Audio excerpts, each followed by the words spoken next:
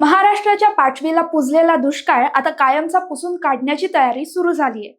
राज्याला पाणीदार करण्यासाठी सरकारने कंबर कसली आहे। आता नजरा लागल्या आहेत त्या दिल्लीच्या मदतीकडे। मुख्यमंत्री देवेंद्र फडणवीस यांच्या नेतृत्वाखाली नदीजोड प्रकल्पाला केंद्राचं अर्थबळ मिळावं यासाठी दिल्लीत हालचालींना वेग आलाय। नवी दिल्लीत केंद्रीय जलशक्ती मंत्री सी.आर. पाटील यांच्यासोबत राज्याच्या मंत्र्यांची महत्त्वाची बैठक पार पडली। विखे पाटील आणि गिरीश महाजन यांनी महाराष्ट्रातील दमणगंगा एकदरे गोदावरी, दमणगंगा वैतरणा गोदावरी, कोकण गोदावरी खोरे, नळगंगा वैनगंगा, पार गोदावरी यांसारख्या मोठ्या नदीजोड प्रकल्पांसाठी केंद्राकडे 2038 कोटी रुपयांच्या निधीचा प्रस्ताव सादर केलाय।